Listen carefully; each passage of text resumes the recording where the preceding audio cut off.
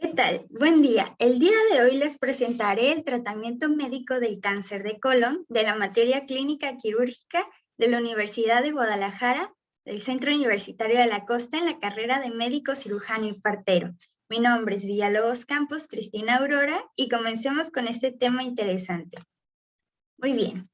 El tratamiento del cáncer de colon principalmente se basa en una cirugía. Anteriormente, hace años, esta tenía una tasa de curación de un 50%. Después avanzó a un 80% y actualmente esta tiene una resolución del 100%. Esta cirugía de colon debe tener 3 características. ¿Cuáles son estas? Principalmente debe de tener un margen de tejido de más de 5 centímetros.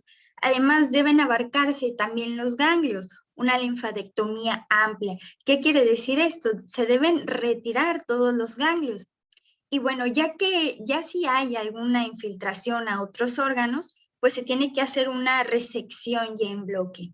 Como vemos aquí, tenemos en la imagen de abajo, voy a poner un puntero, tenemos aquí un cáncer de colon en esta imagen. Como vemos aquí, tenemos un pólipo, precursores del cáncer de colon. Y como vemos, están de esquina a esquina a lo que sería una malformación o discontinuidad en el epitelio del colon. Como vemos aquí, este sería un epitelio de colon normal. Vemos cómo esa continuidad está aquí, de estas franjas, pero vemos de repente que esa continuidad, esa armonía que está en el colon cambia de repente a lo que tenemos aquí, que sería el cáncer de colon. Voy a borrar y continuamos. Muy bien. Lo que tenemos aquí, vamos a hablar un poco de las cirugías del cáncer de colon antes de entrar al tratamiento médico, para entender cuándo se tiene que abordar el tratamiento médico con fármacos o de otro tipo, que vamos a hablar más adelante, o cuando se tienen que hacer cirugías. Muy bien. Estas cirugías, ¿cuándo se van a hacer? Más bien depende del tipo de localización que tenga el tumor. Esa será la cirugía indicada para él. Tenemos desde hemicolectomía hasta tenemos colectomía. Estas colectomías pueden ser subtotales o totales dependiendo de lo que se quiera abarcar del tumor.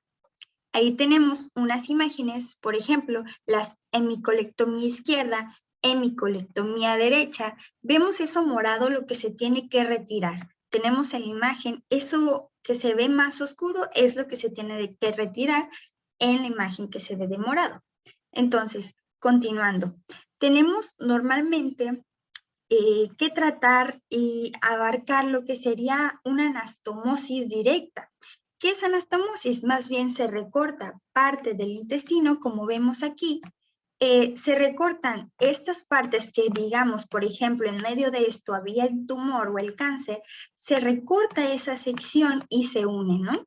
Se une y se miraría esto, esta digamos que es la parte, el segmento que tiene esa metástasis, que tiene ese cáncer o que tiene un tumor, y esta se resecciona y se vuelve a unir. Eso es lo que sería la anastomosis. Y esta puede ser directa, pero en caso de que no se pueda, bueno, se puede dejar una colostomía. Y aquí es muy importante principalmente ver los estudios porque han reportado que las cirugías por la paroscopía, que las tenemos aquí, y acá abajo tenemos un ejemplo en una imagen, son igual de efectivas que las cirugías abiertas para retirar el cáncer de colon. De hecho, se recomienda más una laparoscopía. ¿Por qué? Porque hay menos riesgos de complicación postquirúrgico o postcirugía o postoperatorio y es mejor sobrellevado por el paciente, puesto que no hay tanta manipulación o tanto estrés en el organismo al hacer esa cirugía muy abrasiva. Entonces, la laparoscopía es una nueva interacción que se puede tener para abarcar lo que sería el cáncer de colon. Borraré y vamos a continuar. Muy bien. Hablando de los estadios, como vemos aquí, tenemos lo que sería el estadio 1 y 2 sin factores de riesgo. Nada más se les hace a los pacientes lo que sería una cirugía y se les hace un seguimiento. No va a haber quimioterapia aquí. Entonces, avanzando lo que serían los estadios 2 que es lo que mencionaba anteriormente, tumores grandes, obstrucciones donde no se puede obtener más de 12 ganglios para estudiarlos, o esos ganglios ya están infiltrados o que ya hayan tenido una invasión linfática o vascular que sean mal diferenciadas. Entonces se hace una cirugía y se da quimioterapia, que esta quimioterapia puede durar principalmente 6 meses. Y bueno, la quimioterapia principalmente se da con lo que sería 5 fluorouracilo y leucovorin. Estos se hacen, también se complementa con el oxaliplatino, y también puede ser esta quimioterapia bioral, que sería con capecitabina y también con 5-flu, lo que teníamos arriba, fluorouracilo, y también puede ser leucovorin de manera oral.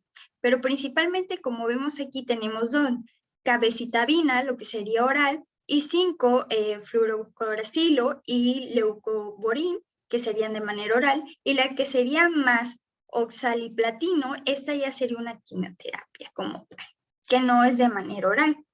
Y bueno, entonces a partir del estadio 2 con factores de riesgo y 3 que serían ya con quimioterapia. Muy bien, avanzamos. Muy bien, en el estadio 4, cuando hay metástasis anteriormente, se decía que era de muy mal pronóstico. Actualmente no es así, ya se puede resecar esa metástasis y el paciente le va bien. Entonces, se va a hacer una cirugía, digamos que hay una metástasis en el hígado. Esta se va a hacer una cirugía hepática, con lo que se deja principalmente un 30% del hígado con que sea funcional y se refiere todo lo demás metastásico. ¿Qué quiere decir? A los pacientes les va mucho mejor. Además, se les da quimioterapia y un seguimiento. Entonces, lo que sería una cirugía de extirpación, como hablamos así, tiene una mortalidad del menos del 5%, una extirpación de por lo menos que deje una parte o un porcentaje funcional. Entonces, esto es cuando es una metástasis hepática. Tiene una mortalidad, como menciono, del menos del 5% y una morbilidad del 15 al 46%. Lo que tenemos aquí en esto serían a los pacientes que tienen una metástasis y se les agrega la terapia biológica. Ya esta se puede hacer con cetuximab, lo que sería, y también se puede hacer con bevacizumab. Entonces, esta es el último, lo que sería el bevacizumab, sería lo que se usa más comúnmente, es lo que es más recurrente utilizar. Y se puede además dar una quimioterapia con o sin esta terapia biológica, ya que existen muchas combinaciones de terapia. Aquí les puse unas imágenes de estos fármacos, de estos medicamentos que se dan, y también las metástasis que se pueden dar vía linfática. La quimioterapia, como les mencioné anteriormente, una abreviatura sería FOLFOX, otra sería FOLFIRI, y también con Caprox, que sería, por ejemplo, el Caprox sería capecitabina con oxaliplatino. Muy bien, y esta puede durar hasta de 12 meses hasta 2 años. Y lo que tenemos aquí es un artículo del World Journal of Gastrointestinal Oncology en el que me basé. Este es un cuartil 1, es una revista muy interesante que nos habla de las nuevas drogas para el tratamiento metastásico del cáncer colorectal. Entonces, esta información anterior que ustedes recibieron y la información que expliqué viene de este artículo que es de Estados Unidos y del año 2021, o sea, quiere decir que es un artículo reciente. Tiene las más nuevas tratamientos, a lo que se refiere con drogas, significa a fármacos, a medicamentos, cuando se menciona una metástasis de principalmente primario del colon. Muy bien, continuando con esto tenemos las terapias monoclonales. Aquí entra lo que se hablaba de la terapia biológica, lo que es cetuximab, y esto es contra, ¿cómo actúa este fármaco principalmente? Pues el cetuximab actúa contra el receptor de crecimiento epidérmico que aparece sobreexpresado en el 80% de los cáncer colorectal. ¿Qué quiere decir? Hay un receptor que altera el crecimiento del epitelio, principalmente epidérmico, que parece sobreexpresado en mayormente los cánceres de colon. Entonces, el cetuximab actúa contra ese receptor. Ahora tenemos el bevacizumab, que este es el otro medicamento que menciono, que es un anticuerpo monoclonal antifactor de crecimiento endotelial y vascular. Lo que hace es cortarle la vía de nutrición al tumor para así este no pueda crecer de manera epitelial, pueda aumentar de tamaño y pueda seguir desarrollándose. Entonces, como tenemos aquí, por ejemplo, en el caso de una metástasis, como hablábamos, suele hacerse seguimientos. Tenemos lo que sería metástasis no resecables, tenemos las terapias que, como les mencioné, se pueden ayudar con medicamento también oral, que sería el bevacizumab. Entonces, cuando hay por ejemplo, metástasis al hígado, la quimioterapia va dirigida directamente a la arteria hepática en el caso de por ejemplo, metástasis al peritoneo, pues se da una quimioterapia intraperitoneal. Muy bien, hay un tratamiento adyuvante, como lo menciono, por ejemplo, en el tratamiento referente al tratamiento médico, mejora mucho los resultados de un tratamiento de cáncer colorectal. Y la cirugía también aumenta las posibilidades de curación. Y por ejemplo, el tratamiento bioral, las quimioterapias, se deben comenzar 4 semanas post cirugía de resección del cáncer colorectal. ¿Y cuáles son las indicaciones para seguir con estos tratamientos, con la quimioterapia, con los tratamientos orales? Pues debe de existir uno de los factores de mal pronóstico para iniciar inmediatamente o cancelar este tratamiento. Por ejemplo, en un estadio 3, eso sí mejora la supervivencia, pero en un estadio 2 todavía está discutido. Muy bien. Y bueno, aquí presentamos otro artículo del que saqué información anteriormente explicada, que se llama Derivates in Colon Cancer Treatment. Es de una revista que se llama International Journal of Molecular Science. Este es un artículo cuartil 1 y es del país de Suiza. Este nos habla prácticamente de los nuevos tratamientos derivados que se están investigando para el cáncer colorectal, derivados de lo que serían de metales como sería el oro. También nos explica un poco de la epidemiología. Entonces es muy interesante. Les dejo los nombres que son aquí, las presentaciones, para que ustedes puedan revisarlo por sí mismos. Y bien, ¿cómo se da el seguimiento de este cáncer colorectal? Bueno, este es un conjunto que se debe hacer con el oncólogo, con el quirúrgico. Usualmente hay oncólogos quirúrgicos que hacen este tipo de trabajos, pero también es un trabajo clínico y tiene una curva, como vemos ahí, que se deletrea CEA, que sería el antígeno carcinoembrionario. También se le realiza al paciente lo que sería un control diario, un control clínico, que este se da a los 2 o 3 meses posoperatorio.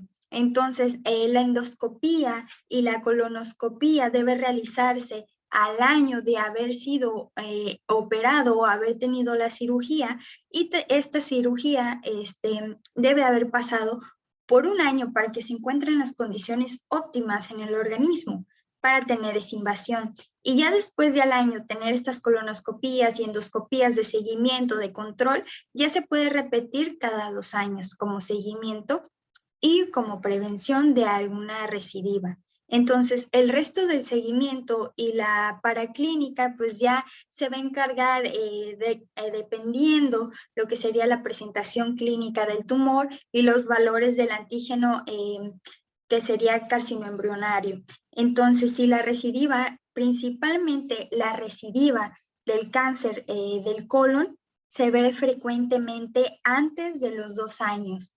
Es muy característico. Muy bien. En la prevención primaria, principalmente, ¿cómo nosotros podemos prevenir el cáncer de colon?